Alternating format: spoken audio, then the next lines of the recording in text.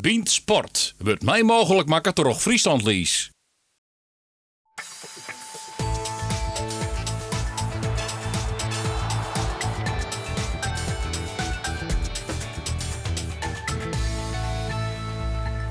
Goejoen, het is vrijdag, 22 februari. Dat betekent weer een vertrouwde Biensport. Maar Joen, on tafel de vastzitter van Sportclub Heerenveen, Jelko van der Wiel. Sportcolumnist Jaap Stalenburg en de topscorer alle tijden van Sportclub Heerenveen, Gerald Sibon. De komende 24 minuten zit Heerenveen dus centraal. En op internet trouwens, gaan we nog wat langer terug. Zocht ervoor op omroplive.nl. En hij, Us Abe en Geraldinho had Heerenveen dus rond een paar weken weer een echte nieuwe cultheld bij.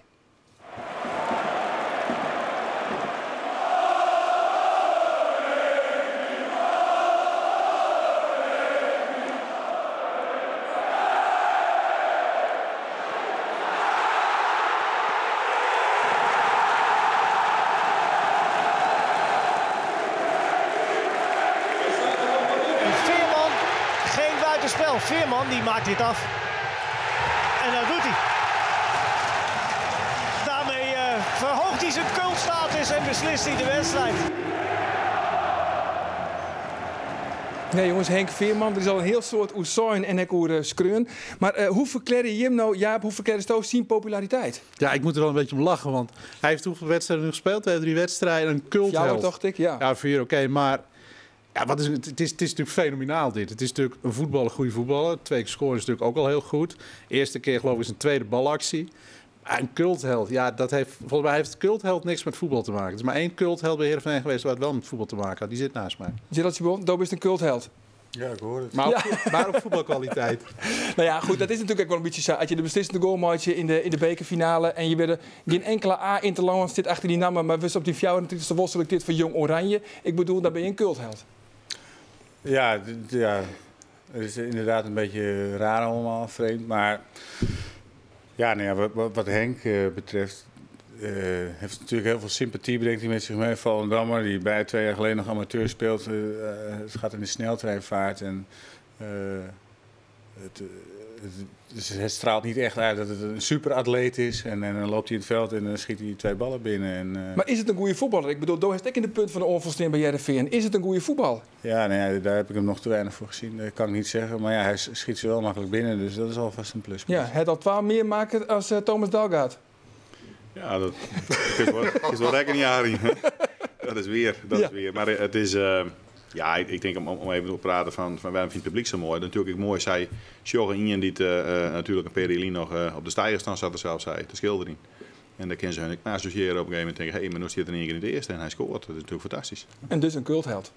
Ja, ik denk wat Jaap ik zei, ik denk dat het praat van cultheld. Ik denk een cultheld praten we hier over Gerald, dus wat hij nog maar verzinnen. Maar ja, ik vind het heel moeilijk om over een held te praten als er een naast zit die toch een heel aardige erelijst heeft. Dan past ons enige bescheidenheid. Zo is dat. Jongens, even heel wat oors. Juist waar er is voetballen, Feyenoord, in AS Roma. Ongeregeldheden vanzelfs in de Kuip. Maar even die weken ervoor in de Italiaanse Haardstad in Rome. En een directeur van de Rotterdammers die hem net verantwoordelijk viel eigenlijk voor het gedrag van die saneerde supporters. Hoe zorg je daar eigenlijk nou als vastzitter? Ja, ik kan natuurlijk net van Feyenoord praten, hè, maar het is natuurlijk wel dus heel vervelend wat er gebeurt. En ik denk wel dat in ieder geval op zijn minst een excuus voor aanbieden is, want het is natuurlijk wel heel vervelend wat er gebeurt. Nee, je kan net van Feyenoord praten, maar aan de andere kant, in het Lieds is er exact gebeurd, eigenlijk naar ouderin van de wedstrijd Heerenveen in Grace. Ook ongeregeldheden in het centrum van Heerenveen. Ja, nou, we hadden feiten nog net al je binnen op een gegeven moment, hè, dus dat hij verleden keer CM zijn. Het is perfect rond in het stadion. Hè. We hadden dus met, ik geloof 1200 supporters van Grace winder. En we hadden het niet mijn zitten, nou, het is perfect gang. Dus dat is geen enkele wanklank. Ja, en dan gebeurt er 2 en letter op een gegeven moment gebeurt er wat in de binnenstad. Ja, maar dat zijn toch geen ongeregeldheden, jongens. Dat is een beetje gevochten. Een sterkpartij. Dat is van alle tijden. Oké, maar kun je dit als club verantwoordelijk voor Nee, maar zet het niet af. Kijk, tuurlijk, schandalen wat er gebeurd is. En daar is ook op gereageerd. Maar jongens, kom op. Wat daar gebeurd is in Rome, daar is gewoon een horde idioten. En er zijn er echt honderden geweest. Die hebben daar fantastische dingen gesloopt, monumenten gesloopt. Die hebben daar mensen mishandeld. Dat kun je niet vergelijken met een onnozel vechtpartijtje met een mes in het centrum van Heerenveen. Rond Heerenveen, Groningen. Misplaatste vergelijking. Dat is in dit geval een misplaatste vergelijking. Oké, waarvan acte. Nog wel een opvallende uitspraak trouwens. Net als mij stiet in de kranten van Aurone Manje in de Rotterdamse krant. Die zijn daarin van, ja, de noordelijke twastriet in Grains is eigenlijk een volle mooiere derby als de wedstrijd in Cambuur. Ja, zaken het zijn. Nou, zij zit het wel opschreeuwen. Je misschien wel eens vaker wat, maar wij zijn op een gegeven moment. Er werden vragen van hoe de derbies. En dus we zijn een Friese derby, dat is in Cambuur. En we hebben een noordelijke derby, die is in Grains. En die is al langer dan in Cambuur, laatste jaar tenminste. We hebben dat vaker spelen. En er wordt op een gegeven moment gekscherend zijn. Op een gegeven moment trok er eens van, ja, wij zijn de enige club in de provincie. En toen zijn wij voor de grap op een gegeven moment, ja, wij zijn volgens ons ook de enige club in de provincie. Want wij zijn Friesland. Hè? Maar goed, dat is maar een grapje vanzelf. Dus we kijken hoe ze het opschrouwen. Ja, maar de mooiste derby is nog altijd dan die in Cambuur. Ja, nou, Of toch stiekem die van Grace. Want dan heb ik gewoon de link. Het leeft beide. Ja, maar als je kiezen matte? Ja, maar hoe geloof ik naar de kiezen? Hè? Nee, ja, maar ik jou nog heel aardig vreesje. Ja, nou, ik denk dat ze in Cambuur op een gegeven moment dat er wat meer leeft hier in Friesland. En Grains, ik ben heel proud altijd waarom naar de West-Indisch in Grains. Dus in een leeft het, bedoel leeft hard. Wat vies jou, Gerald? Cambuur. Want? Nou, ja, dat merk je gewoon in de aanloop. Vorige week tegen Cambuur of 2 weken terug. Dan staan er weet ik veel hoeveel supporters langs de lijn en bij een training. Nou ja, dat leeft dan al minder tegen Groningen. Dus je weet gewoon dat het in Friesland leeft.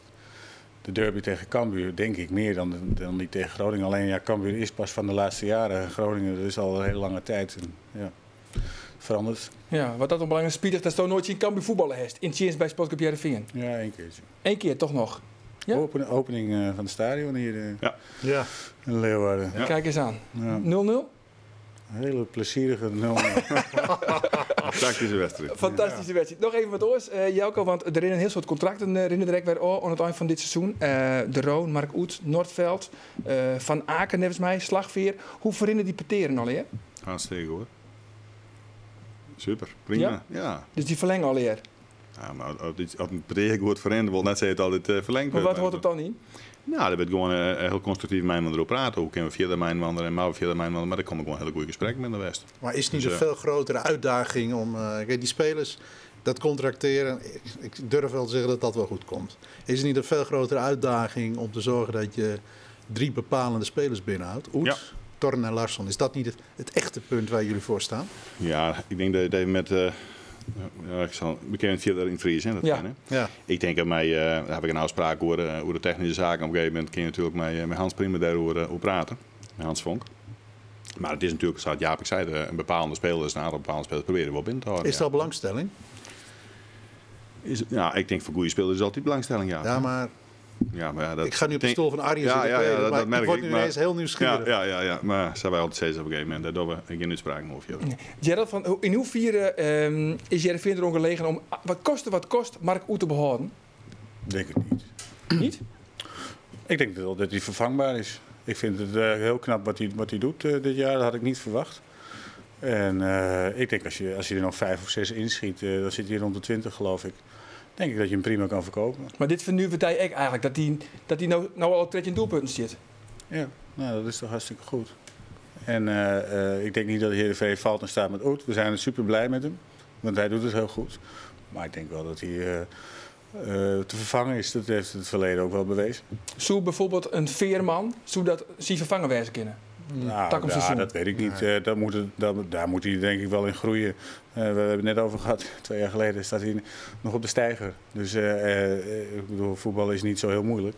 Maar ja, het is wel handig als je een beetje handigheid in hebt. Ja, maar wellicht, omdat morgen is Samba Sam is er nog net bij. Wellicht verhuist het dan, Snijn trouwens is dat dan, de wedstrijd. Verhuist het dan Oet Ja, naar de ja, linkerkant en dan zou Veerman in de punt Ja. van het centrum kunnen. Ja, dat hebben ze wel een paar keer gedaan. Ja, ik weet niet. Ik denk dat Oet dan nog een beetje niet helemaal in zijn element loopt te spelen. Dus ja, ik zou het zelf niet doen, maar Nee. ik ben niet de baas. Wat vies jou, Jaap? Ja, ik weet het met Oet nooit. Ik heb me daar al zo vaak in vergist. Toen hij terugkwam vanaf Heracles dacht ik van ach, ik weet het niet. En ik zie hem dan een wedstrijd spelen en denk ja, het is hem ook niet. Ik vind het geen Finn Bogason. Ik vind het een goede spits. Maar ik denk dat ten opzichte van de spitsen die Heerenveen in het verleden gehad heeft, recente verleden, Gerald, maar ook Finn Bogason, dat hij iets minder is. Oké. Ik ben wel absoluut fan van Samba en van Terne. Dat vind ik echt geweldige spelers. Nou ja, die kun je pakken. Ja, die zijn echt fantastisch. Ja, nou, die complimenten nemen we graag mee. Maar we vinden dat we een heel fantastisch team hebben. Nee, maar je krijgt Je ook nu... niet meer mee om tafel te zitten. Die hebben voorlopig nog wel even. Absoluut. Ja, maar je hebt nu We hebben voor me ook nog een hele goede jeugdopleiding uit. Nee, maar je hebt nu Oké. wel één probleem op dit moment met Heerenveen. Het feit op het moment dat je het goed doet, dan Maar krijg probleem jij is wel mooi trouwens. Nee, dan krijg jij weer al die telefoontjes van die scouts van heel Europa. Dan loop je wel het risico dat toch je beste spelers weer heel snel gaan verdwijnen. En dus, dan is de vraag van hoe snel kun je vervangen? Nou, dan kom je bij Gerald uit. We praten aanstaan even verder over de jeugdopleiding. Eerst even wat oors, want alle weekend sjoggen ik bij een amateurclub ergens in Friesland. En Joert ben dat de basketballers van de Jouwer.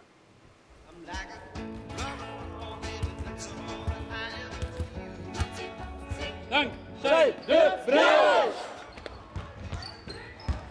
Waar er is langst? Ja. Hij wie 12 meter, ik denk dat hij ondertussen een beetje kropen is. Maar...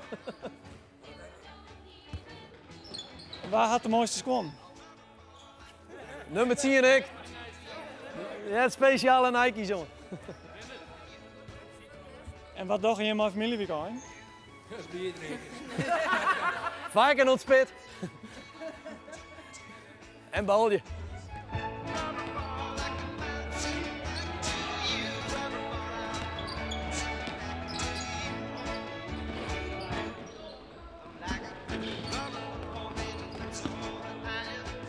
Ik basketbal hier al van mijn jochentje. Ik ben al 50, dus ik basketbal hier al 31 jaar. Op een gegeven moment krijg je zelf een gezin. Je krijgt band en die band die vinden dat ik wel leuk. En die komen er ook bij. Dus zo wordt het groter en groter. En omdat wij al een groot gezin hier hebben, we een met 10 band thuis. En dan wie nog jou die basketbal. Dus ja, dan heb je al gauw, en die krijg je dan wat band en dan wordt het krijg een olievlek. Dan wordt het steeds meer en meer en meer. En ondertussen ben er al een hele soort in de balje.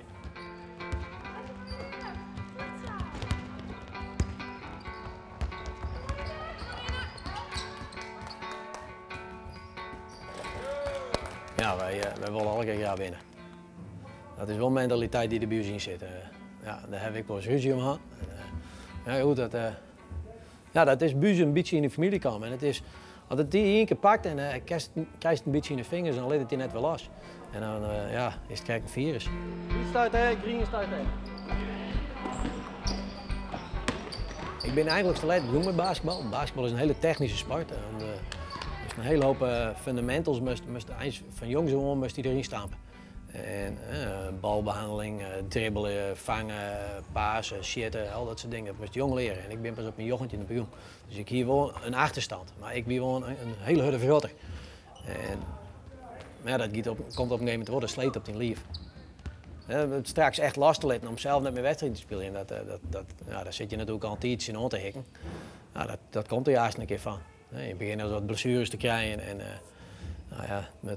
met ik net ten koste van je baan gaan en dat soort dingen. Dat je, neem het maar op. Ben je maar blessures thuis zitten, dat ken je natuurlijk net. Dus, dat is wel eens wat lastig, dat loslaten. Maar goed, je kan op oorvlakken de club dragen. Dus, als we stappen met basketbal, dan stappen we nog net maar de sport.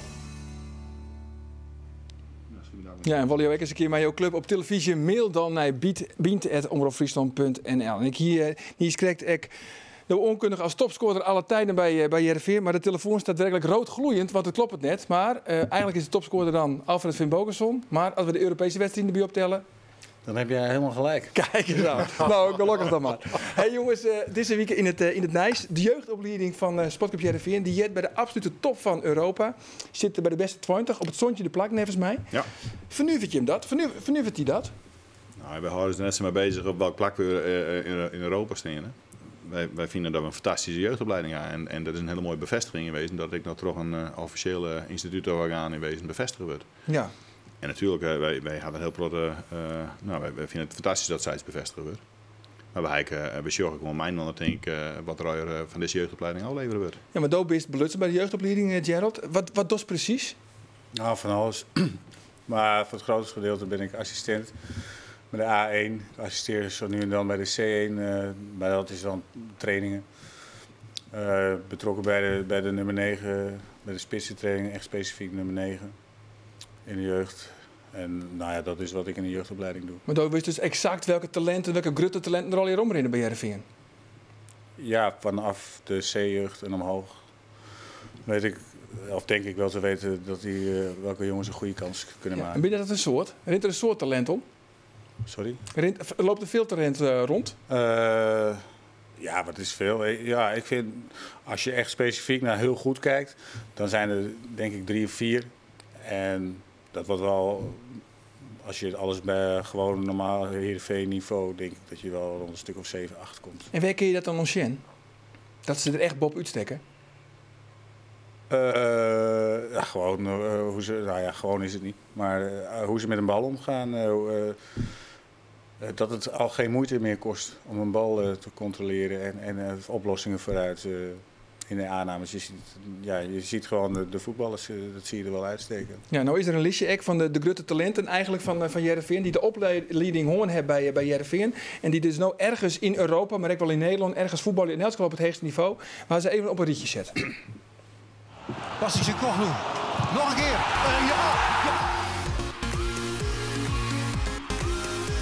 Ja, Filip Juricic.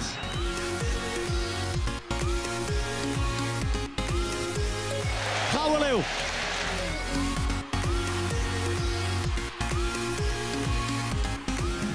En de kans voor Narsing. En Narsing maakt er 2-0 van.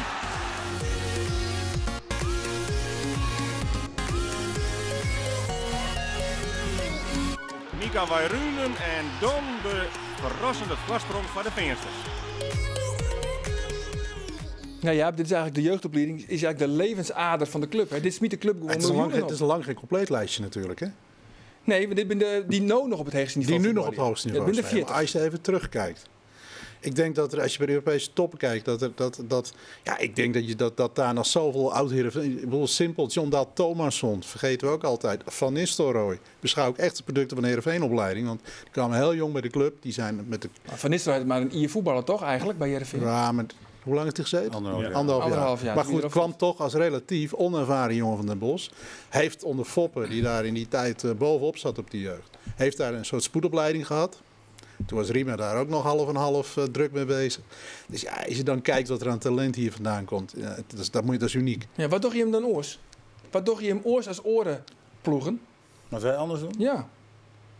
Nou ja, ik ben er nu 1,5 jaar bij betrokken en ik weet niet hoe anderen het doen, dus dat kan ik niet zeggen. Maar ik weet wel dat die 8, 9 trainers die iedere dag gewoon bezeten mee bezig zijn. Maar jullie nemen zo nu en dan ook wel even een kijkje in de keuken bij andere Europese topclubs. Ja, nou ja, als de mogelijkheid daar is. En, Kom je net terug uit Benfica, toch? Ja, maar dat is ook de eerste keer in 1,5 jaar. Dus zo vaak doen we dat niet, helaas. Maar het is misschien wel interessant. Nee, dat was super interessant. Maar ja, dan heb je het over het Ajax van Portugal. Dus dat kun je niet eens vergelijken met wat wij... Kijk, ons stokpaardje van de jeugdopleiding is dat we zoveel doorstroom hebben. Kijk, en Ajax is de beste. Dus iedereen wil naar Ajax. En wat niet naar Ajax wil, dat zou dan eventueel nog bij ons komen. Dus zo moet je, en zo ging het in Benfica dus ook. Dus het is wel moeilijk om dat met elkaar te vergelijken. Maar het is wel zo dat wij zorgen ervoor dat er veel talenten doorstromen. Dus daardoor zijn wij ook aantrekkelijk voor talenten. Oké, jongens. Wat heel belangrijk is bij Heerenveen, en Gerald zit naast me, dat er behoorlijk wat oud-spelers met hun ervaring daar in die jeugdopleiding bezig zijn.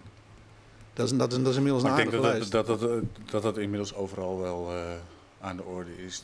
Dat de meeste clubs er wel achter zijn dat het wel handig is als je ook voetballers erbij hebt. En het liefst natuurlijk voetballers die ook nog affiniteit met de club hebben. Precies. Ja, affiniteit met de jeugd. Want dat spreekt voor helden, dat spreekt altijd ongeveer voor de jeugd natuurlijk. Ja. En Doos is er net alleen nog maar een Ronnie Pander bijvoorbeeld. Of Wilco Hellinga, Timo Klompen, Jeffrey Talan. Ja. Dus... nou ja, kijk, uiteindelijk moet je wel wat te vertellen hebben. Want die jongens zijn natuurlijk ook niet dom. Die prikken er wel doorheen hoor, als je lucht verkoopt.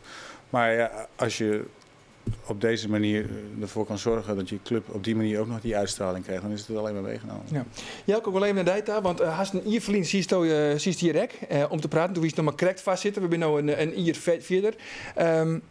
Wat is het laatste ier al even verloren bij de club? Want ik heb het idee dat de opgaande waai hij hem weer wat te pakken. Nou, dat is mooi, is dat idee. Juist, ja, maar klopt het dat ik? Ja, want ik ken ik heel mis zitten natuurlijk. Ja, dat kan. Hè. Nou, wij het idee, ik denk dat als je evalueert even van waar staan we op dit moment. Nou, ik bedoel, tevreden ben je nooit. Je moet altijd naar meer streven en beter en hoger. Maar het is wel zo dat wij met gepaste tevredenheid kunnen we in ieder geval zien dat we zeggen van oké, we knippen die stukken commercieel, we knippen die stukken financieel, voetbal uiteraard, daar meer bij mij. Nou, voetbal hebben we op dit moment absoluut geen klaar. En we zorgen naar het publiekformatie, daar heb ik zijn, we willen graag weer het publiekformatie. Maar toch is het stadion nog altijd lege plakken. Ja, er zitten nog een paar lege plakjes tussen. Maar als het goed op een gegeven moment zorgt dat er weer een toename is en dat er weer meer volk del komt. En dat is zo? Ja, dat is absoluut zo. En verkeep je weer meer seizoenkaarten? Ja, nou ja, de seizoenkaarten dat is ongeveer op hetzelfde bleun, waar we verleden jaar hebben we toen horen. Alleen bij show volle meer losse kaart verkopen. Show mensen op een gegeven moment die zeiden er ook bijwijzen. Dit spektakel is net in je wedstrijd West, Feyenoord, waar Vitesse, waar Zwolle, waar ook Grains op een gegeven moment. Er was spektakel in het stadion. En dat is waar de mensen voorkomen. En sponsors dan, die ook al? Want in de heegtijdagen wie het zelfs 1200, hè? Hier de grootste sponsorclub van heel Nederland, maar 1200 sponsors. Dat het een dieptepunt was van, let's say maar zeggen, een size 100 sponsors. Ja. Dat dieptepunt, hij hem nou hoor je hem nou extra? Ja, we zijn nou bij groeien bij sponsoren. Waar zit hij hem nou op? Ja, ik weet exact het aantal, maar we hebben op een gegeven moment evalueren in januari minder een 20 erbij al werden, alleen in januari al. Dus ik bedoel, het is zo dat wij op dit moment hebben we de opgaande lijn inderdaad weer. Maar dat is gewoon, natuurlijk het voetbal speelt daarin mij, maar je merkt gewoon bij mensen, je merkt gewoon dat wat heel belangrijk is de rust daar binnen de club. Precies. Dat de mensen de rust weer ervaren van jongens, dit is weer Heerenveen. Dat is weer plezier en willen. Je zult zelf ook wel, als je hem komt op een gegeven moment, dan merk je het aan de mensen op een gegeven moment van we zijn bezig met voetbal, we zijn bezig om fruit. Nou, en dat had iedereen altijd zijn best verdienen, maar er komt gelukkig weer bezwong in. En de vrijwilligers, het personeel, maar ook de supporters. En je merkt weer op een gegeven moment, er komt een sfeer in het stadion. En dat is heel belangrijk. Ik denk dat wat Jouko net zegt heel belangrijk is. Ik denk dat de verdienste van Jouko van der Wiel is, dus een bescheiden man. We zitten het bestuur. Het bestuur, namens het bestuur. Als voorzitter, namens het bestuur. In ieder geval dat er weer rust terug is. Kijk, sponsoren... Alles valt of zit toch met het resultaat op het resultaat begint het mee, maar je merkt heel sterk, dat heeft Heerenveen de afgelopen jaren wel gemerkt. Supporters willen ook niet bij een club zitten waar veel gedoe is. Veel negatieve publiciteit. Je wilt bij een gezellige club zijn. Nou, Heerenveen begint met het resultaat, is goed. Maar het is ook weer rust in de organisatie. Dat hebben Jouko en zijn mensen teruggebracht. De mensen lachen weer als je in het stadion komt. Er is wat minder. En dan hoop je één ding. Want je weet dat bij iedere voetbalclub spelen dezelfde problemen. Iedere voetbalclub heeft zijn vijfde kolonnes. Altijd zijn er mensen die altijd een graantje willen meepikken van het succes op een verkeerde manier. Ik hoop dat het bij Heerenveen nu de komende jaren gewoon eens lekker rustig blijft. En dat Jelko en zijn mensen gewoon kunnen doen wat ze op dit moment heel goed doen. Mooi zo. Laatste vraag nog even heel kwart. Is Heerenveen weer financieel zoen? Ja, nou, we zijn nog net bij wijze wel, maar we zijn wel op koers. Dus we gaan een begrutting inleveren op een gegeven moment. En mijn zijn van hier door wat voor. Nou, en daar zit op die koers zitten we. Dus wij zijn op zich daar tevreden over. Maar wij willen gewoon zo snel mogelijk, wat we altijd zien zijn, naar het operationeel resultaat weer. En daar moet natuurlijk wel wat gebeuren. Maar we hebben alle vertrouwen dat we dat redden. We zitten op koers en die koers willen we net verleden. Hartstikke mooi. Nou jongens, dan eerst de prijsvraag van deze week.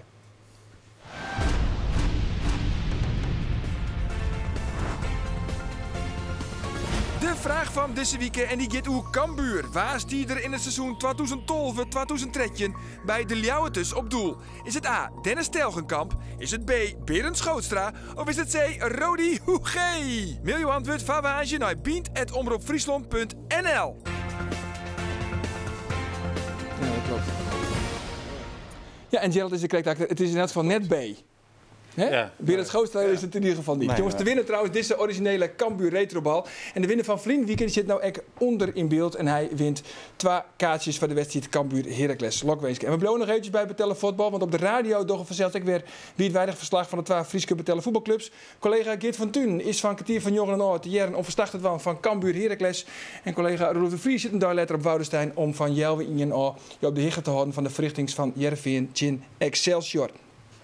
Nog even heel kwart, want wel opvallend. De wedstrijd snijn op Woudenstein. Jelve Ian, trainer Lodewegen, zei van ja, dat past net echt lekker in het ritme. Is dat echt zo vervelend, Jelve Ian, voetballen? Ja, je zit wel vaak met je voeding. Hè. Je wil 3 uur voor de wedstrijd wil je lekker goede pasta maaltijd. Nou ja, dat is dus om 9:30 's ochtends. Ja, dat doe je normaal. Of tenminste, denk ik niet dat de meesten dat doen. Dus op die manier is het wel wat anders. Maar het is een beetje als wielrennen. Weet je wat, die anderen moeten ook om 12:30 spelen. Ja. Welkom waarom op internet voor de nijbabbel van Beansport. Om tafel nog heel die Jervin vastzitter Jelko van der Wiel, sportcolumnist Jaap Stalenburg en Gerald Sibon. Ja, heren, Bas Dost scoort onder rinnende boon eigenlijk in Duitsland. Ja, er wordt nou een praat, hè. Moet hij een kans krijgen in Oranje? Wat vind je? Moet hij een kans krijgen in Oranje? Nou ja, kijk, hij doet het heel goed. En als Guus Hiddink hem in zijn systeem zo'n type speler kan gebruiken, dan heeft Van Niekerk een kans. Ja, dat snap ik al, hè. Maar wat zoest dan? Stel je voor, Dost is op de stoel van Guus Hiddink. Nou, dan zou ik hem wel meenemen. Want? Nou ja, kijk, het is in ieder geval iemand met snelheid die een doelpunt kan maken en hij is groot en sterk. Nu staat op scherp momenteel. Hij staat op scherp, ja. Dus, ideale pinch-hitter ook. Ja, meer pinch-hitter. Een type Veerman. Ik denk dat eerst, nou ja, type Veerman. Ik denk dat dat 1 op 1 niet helemaal te vergelijken is. Je hebt het lastig met je vergelijking. Dat is lastig. Dat is heel Gaat niet helemaal lekker. Over die zingt hij ook wat minder goed dan Henk Veerman, denk ik. Nee, maar kijk, Dos is natuurlijk, als je in bepaalde wedstrijden speelt en je moet wat forceren, is dat natuurlijk een ideale pinch-hitter de spits. Maar ja, jongens, we hebben op dit moment in Oranje nog volgens mij een luxe probleem als het spitsen gaat. Ja. Spitsen van wereldklasse. Robben van Persie, noem maar op. Dus kijk, dat kan hij nog niet. Maar een rol als pinch hitter, ja, waarom niet? Maar dat is mijn voetballen. In de tijd nog van Ron Jans. Toen was hij een beetje de mentor van Bas Dost. Ik heb hem weer aan het voetballen gekregen. Eigenlijk, alle credits gaan naar Gerald. Maar hoe hij nog altijd wat lang hing je blowen in zijn rouwmoment, hè, zei trainer Ron Jans dan. Hij kon wat lang treuren eigenlijk. Ja, had hij een kans miste. Dan merk ik, kijk, als spelers dat hebben, dan zitten ze gewoon niet lekker in hun vel.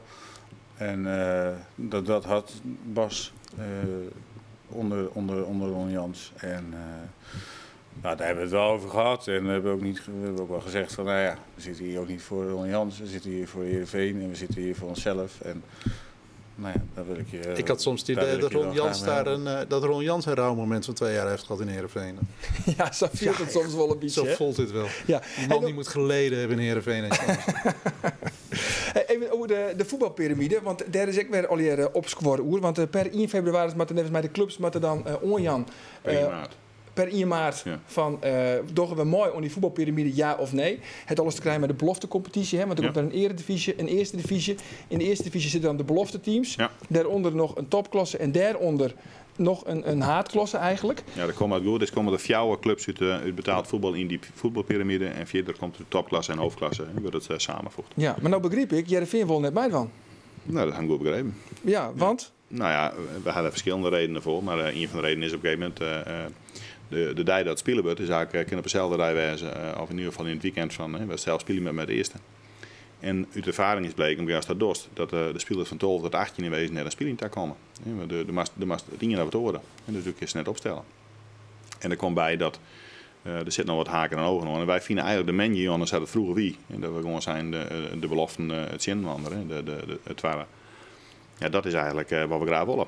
Zat het vroeger wie, steeds maar? Nou ja, dus helemaal geen eerste divisie meer, maar werd ik... Maar dan had je gewoon maar je kan afvragen, hoe wie is de eerste divisie met een Ajax, Twente, PSV? Een jong Ajax, jong PSV, jong Twente. Jouw zelfde antwoord is? Nou, ik denk als de toeschouwersaantal zoals en dan komen bij sommige wedstrijden 1200 mensen op haar.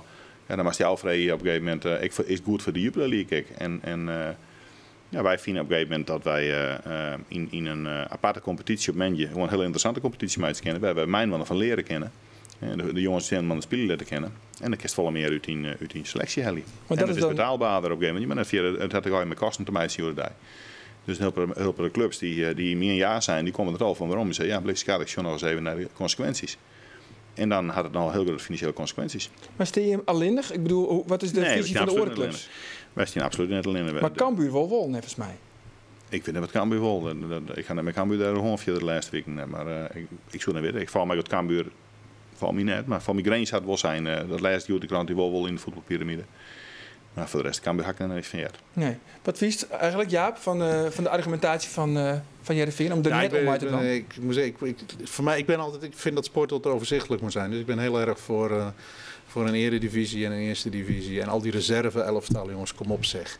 Ik zit wel eens een keer, ik vind dat leuk om naar de Jupiler. Ik ben zo'n verslaafde die 10 wedstrijden in de week ziet als het nodig is. Dan zit ik naar Top Os tegen Ajax 2 te kijken. Hou, daar word ik niet vrolijk van. Ja, ik denk ook niet dat jonge spelers daar nou beter van worden. Nee, dat is het punt. Worden jonge spelers nou beter, Gerald, als ze op maandagavond naar Os moeten en dan daar een wedstrijd moeten spelen? Kom op. Maar het is niet eens op maandag. Ik denk dat je... Ja, kijkt, en daar heb je gelijk aan. Je moet kijken waar waren de jongens beter. Ik ga vanuit de toeschouwer. Ja, nou ja, vanuit de toeschouwer op een gegeven moment altijd 200 op de tribune zitten is natuurlijk niet leuk. Dat bedoel ik dus. En het waar is, we hebben de jongens beter van. En we hebben de team er beter van. Hoe kun je die selectie op een gegeven moment beter maken? Nou, maar is het niet veel beter om terug te gaan naar die beloftecompetitie die ooit bestond? Op maandagavond. Op maandagavond. Ja, dat wil jij graag. Dat bedoel ik. Maar we hebben je voetballer beter van, Gerald. Ja. Want ik kan me vaststellen in de beloftecompetitie of in die eerste divisie, maar ik ploegen nu de eerste divisie, een Telstar en neem ze al maar op, dat die ben sterker, misschien fysiek sterker, daar leer je misschien wel meer van. Als jong talent zijnde. Ja, ik denk dat je gewoon moet zorgen dat je zelf gaat spelen. En als je dat niet wordt en je moet elke keer in de reserve, dan moet je toch ergens anders naartoe. Dus word je er beter van? Ja, de ene week wel, de andere week niet. Dat hangt ook van je training af, want het is allemaal wisselvallig. Dan zit je bij het eerste, dan train je weer heel anders dan dat je niet bij het eerste zit. Dat nog, ja. Het wordt vreselijk onrustig wat dat in wezen. Ja. En je gaat niet dit erin opstellen op een gegeven moment. Dus je krijgt eigenlijk gewoon dus steeds meer bij elkaar zoeken.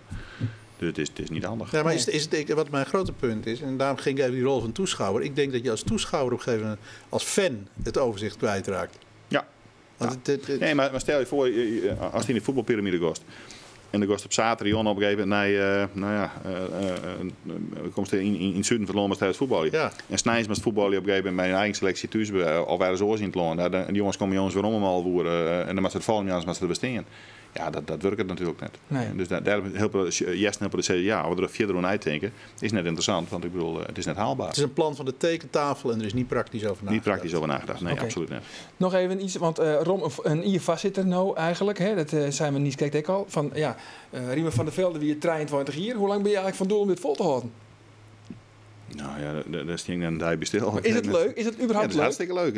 Het is een hele andere wereld, maar het is een hartstikke leuke wereld. Vertel, wat is het leukste? Dus je staat op en dan denk je van, nou, daar heb ik zin in, Joert. Ja, het is gewoon het is een heel dynamische wereld. Dus elke dag is oors. En het is gewoon leuk om dat mij te zien. Ik bedoel, wat heb je Joert al je dienen? Kost, man, dan vreeg je wat.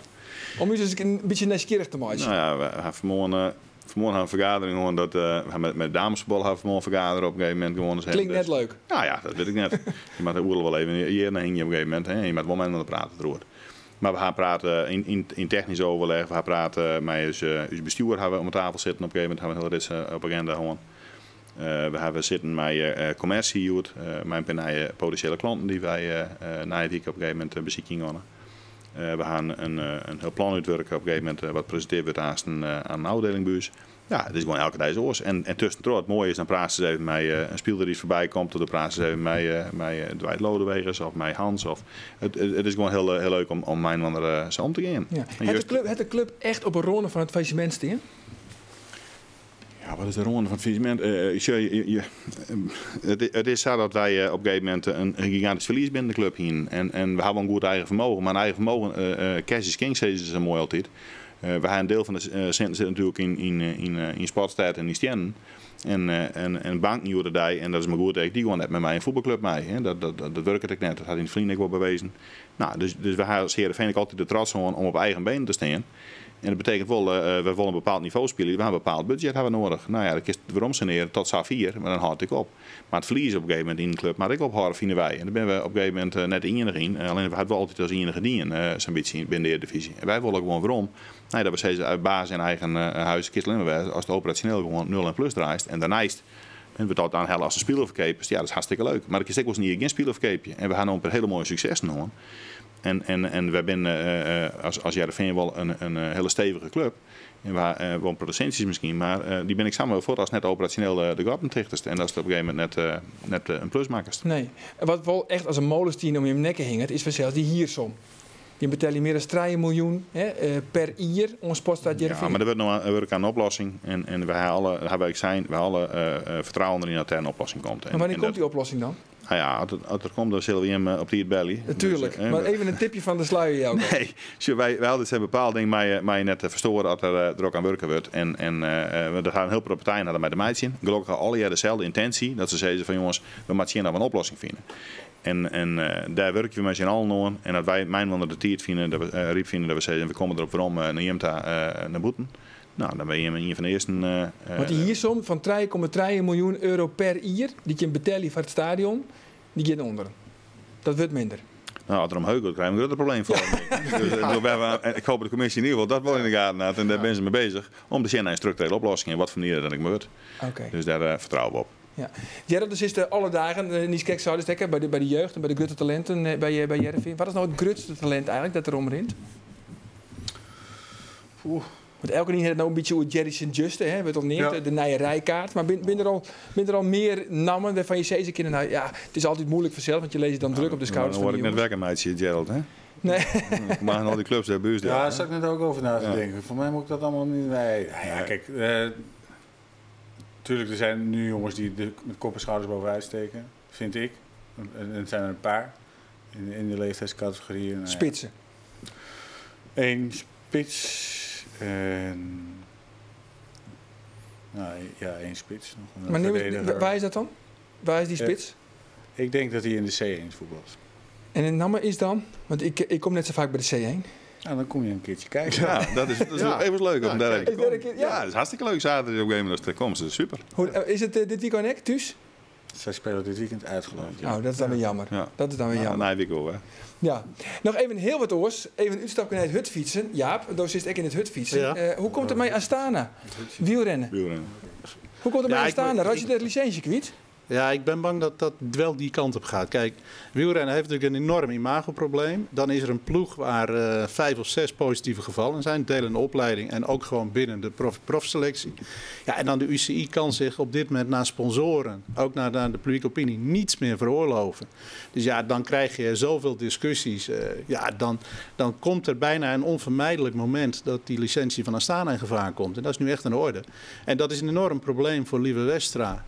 En nog erger voor Lars Boom. Het gekke is, ik ken Lars Boom redelijk. Dat is een jongen die niets met doping te maken wilde hebben. Sterker nog, die met Michael Bogert en Lars Boom, die wisselden geen woord van met elkaar. Omdat, vanwege het verleden, vanwege het dopingverleden van Bogert.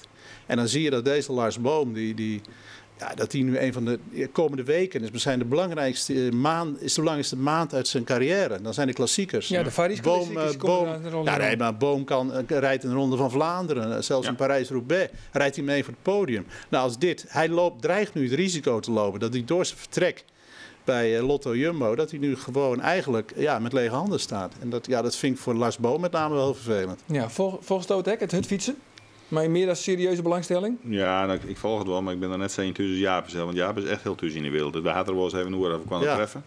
En het is natuurlijk een hele mooie sport die ik een behoorlijke knauw kregen had op een gegeven moment. Ja, nee, ik vind wat ik hieraan zorgelijk vind, is dat hier renners die partnerdeel, denk ik, je weet het nooit 100% zeker, denk ik zeg nog een keer, denk ik, partnerdeel aan de dopingpraktijk hebben gehad bij Astana, dat hij dat toch, voor Lars Boom, ik zeg niet dat ik mijn handen voor het vuur steek, maar ik ben redelijk zeker dat hij er niet bij betrokken is. Westra weet ik niet, ken ik wat minder.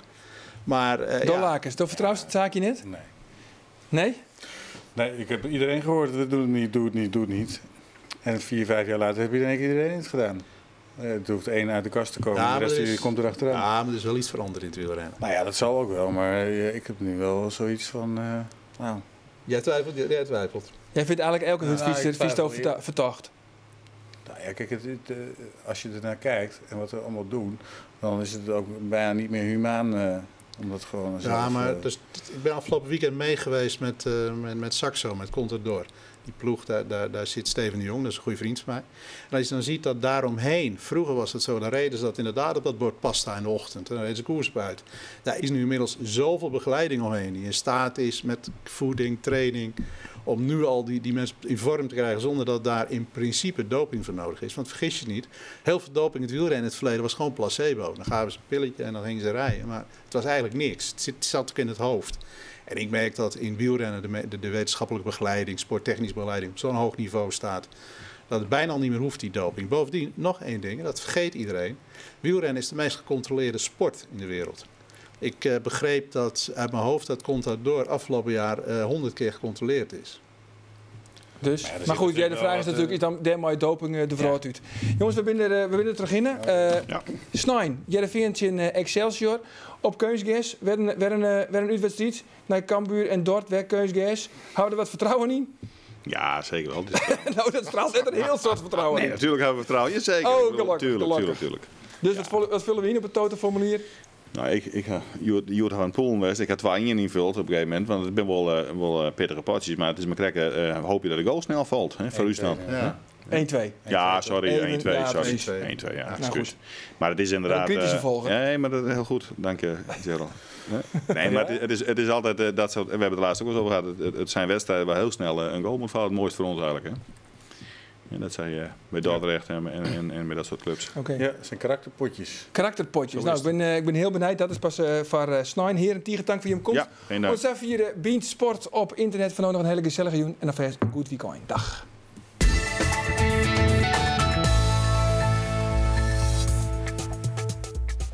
Arjen, Ja? ik in Toto. Hoe zag je in Toto? Dat is Roelof de Vries tot wan. Die is al ver van je. En nou dan? Nou ja, verzin zelfs dan maar wat. Oké, jongens, lampen aan. Cambuur is met 2-1 te sterk voor Heracles Almelo. En Heerenveen wint op Woudenstein met 3-1 van Excelsior. Beant Sport. Waar het mij mogelijk maakt toch Friesland lies.